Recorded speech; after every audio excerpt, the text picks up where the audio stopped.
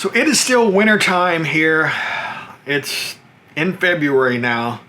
And this is that time of year when, well, we start flirting with some nicer temps, sometimes getting up in the 40s, but then we might get hit with a snowstorm or some really cold weather. So it's kind of an up and down time that, well, I know just drives me crazy because by now I am really itching to get back on the road again. But I just have to be patient and wait. Now, of course, while I'm doing that waiting, I'm trying to come up with topics to talk about here on the channel. And one that I stumbled across just today were the struggles that we motorcyclists face. And I thought, well, that's interesting. What kind of struggles could I talk about?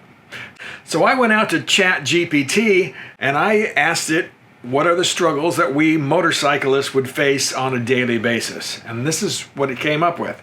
First, traffic safety. Well, that makes sense. Weather conditions, road conditions, again, those also make sense. Other drivers, distracted drivers, fuel and maintenance costs, legal and licensing issues, parking and safety issues, comfort and fatigue, and visibility issues, which again is kind of like safety and drivers and stuff. So again, I have no problem with all of those. I think that's a pretty good list.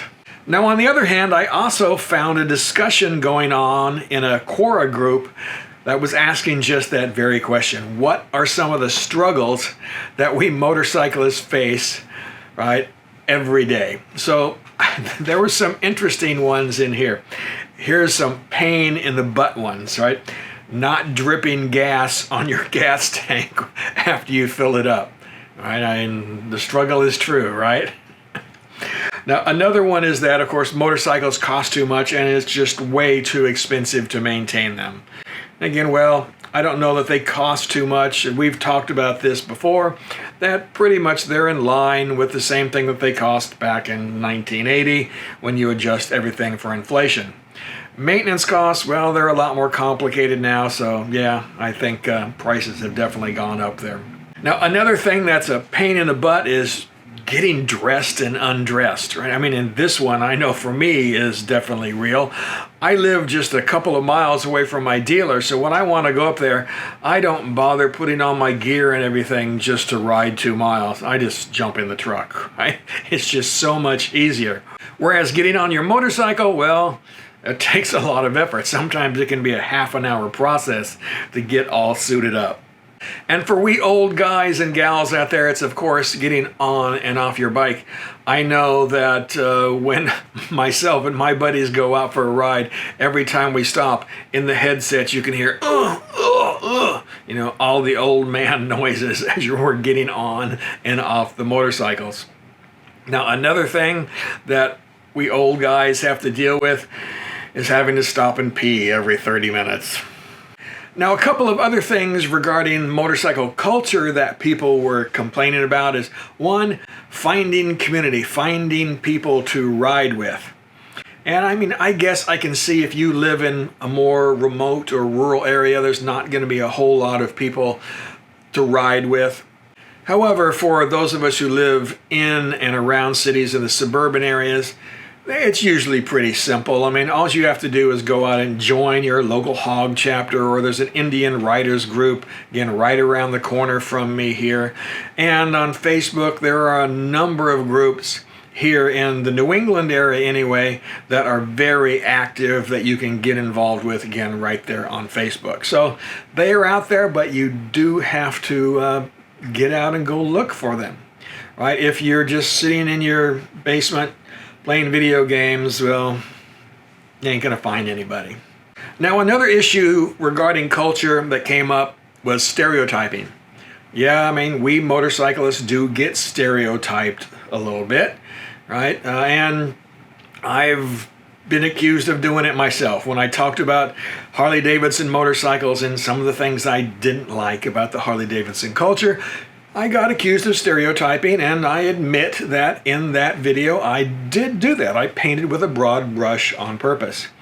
Interesting thing though, is that Harley uses those same stereotypes to sell their motorcycles. Another complaint that I found interesting was that many people think that the licensing is too complicated and too strict. And like, really? I mean, here in the United States, we barely have any licensing requirements whatsoever. You might have to go and take a class or take an on-road test, right, to get your license, but that's about it. In Europe, on the other hand, they have tiered licensing, right? You have to go through getting your license with a small bike and then riding for a couple of years and then moving up in class. And I think there were 3 classes, if I'm not mistaken. You guys can correct me on that. But it's a lot more complicated, a lot more expensive, and a lot more involved than it is here in the United States. So some travel-related complaints. And of course, this one is not having enough space, or I put in here overpacking, right? We motorcyclists have a tendency to try to carry too much with us. Right? We need to learn, right, that, you can get by with a lot less than you think. I did a whole video on that topic here recently, so you can go out and take a look at that to learn more. Another video I did recently was talking about staying pain-free while we ride. And again, that was another complaint. Fatigue and pain. And again, yep, that can go along with riding a motorcycle. Especially, as I mentioned earlier, as we get older, but also if you don't have the bike set up properly for you, if you're not prepared. Another thing that I saw people complaining about were bugs. Right? And yeah, that's part of travel, right? I mean, you saw in my Alaska videos, bugs all over the windscreen, bugs on my camera lens. It's just part of riding, along with weather conditions and road conditions. If you're going to travel by motorcycle, again, this is just a couple of things that you have to be prepared for, you have to deal with. I also did a recent video on riding in the rain, so again, you can watch that one too. And the last couple of complaints or struggles that people had with traveling were, of course, security. People are concerned about their bikes not being secure. And again, this is another topic that I've done recently on how I secured my bike while I was traveling to Alaska. And again, I've never had a problem at all with my motorcycle being messed with. I park my bike in locations where there's lights or where there's cameras, close to the entrance of hotels, for example, or right in front of my room. If I'm staying in a motel, I also keep the bike covered. Right? So all of those things are simple things, but go a long way to keeping your bike safe. And the last thing, travel related, well, that's breakdowns. And yeah, I've had my share of breakdowns as well. It's part of the deal, and you just have to deal with it. You have to be prepared, have some kind of towing policy that you can use, and also make sure you've got space on your credit card in case you have to go home in a U-Haul truck. I've been there. And lastly, now let's talk about some safety issues. Right, the first one on everybody's list was crazy or distracted drivers. Right, and I don't know, I have mixed feelings about this one. Because see, I remember 40 years ago, while I was traveling through Mississippi on US 80, and this 87-year-old lady made a left-hand turn from the right lane right in front of me, and bam, I'm lucky to be here. So even back then, there were some not so good drivers out there. Now, I know we think that there's more of them today, but the statistics just don't really bear that out. Right? And I find that most of the time, if I am looking out for other cars, then I don't have a problem with it. Right? It's usually when I'm being complacent, that's when people will surprise me. And also, I remember the things that we did back when I was a kid, 16, 17, 18-year-old driving around. We did some pretty nutty things. In fact, if kids did the same thing nowadays, they'd probably end up in jail. Now, one thing you have seen me complain about is slow drivers. I mean, sometimes, I'm not a super fast rider. I'm a 5-10 mile an hour over the speed limit guy. But sometimes you just want to enjoy that twisty road. So I completely understand. I've been there. I get frustrated with them on occasion myself.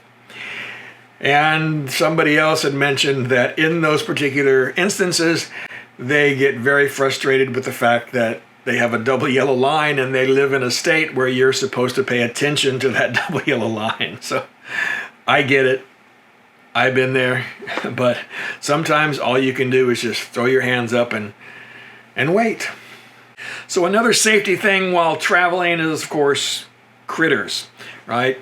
Bears, deer, elk, moose. I've had all of those things walk out in front of me while on a motorcycle. Well, even bison. And just like with crazy drivers, the thing is that you want to be prepared for those.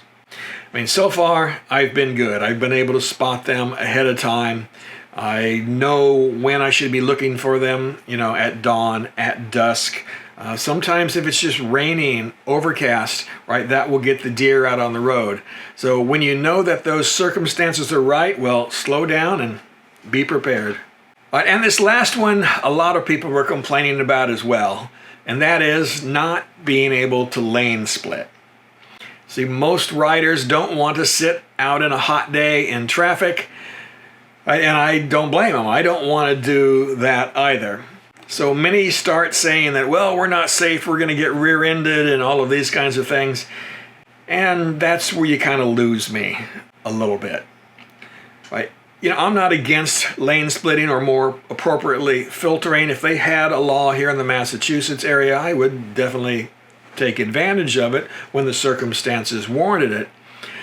But when we start making up things about not being safe, well, that's another story. I mean, do you know that whether it's the Hurt Report, the Berkeley study, or the Virginia Tech study, that the most that we can account for rear-end accidents is about 4% of all motorcycle-related accidents. So that means that about 96% of the problems you're going to face happen out in front of you. In fact, in about 75% of the cases, the motorcycle is going to be the striking vehicle. So you tell me, where should you be concerned most with? What's happening in front of you or back behind you? Now here in the New England area where I live, there are no states that have lane splitting or filtering laws. All right, so all of us have been doing this for, well, me now that I've been riding for almost 20 years now, never been able to do that and never really had a problem. Now, do I watch behind me? Well, of course I do. Do I try to give myself an out? Well, of course I do.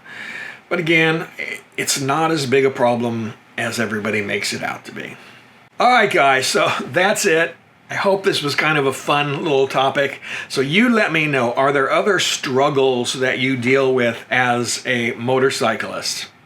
Right? Fun, serious, whatever you want. Let me know what those are. Let's talk about them in the comments of this video. All right, and of course, remember, keep riding safe and always keep squeezing your lemon.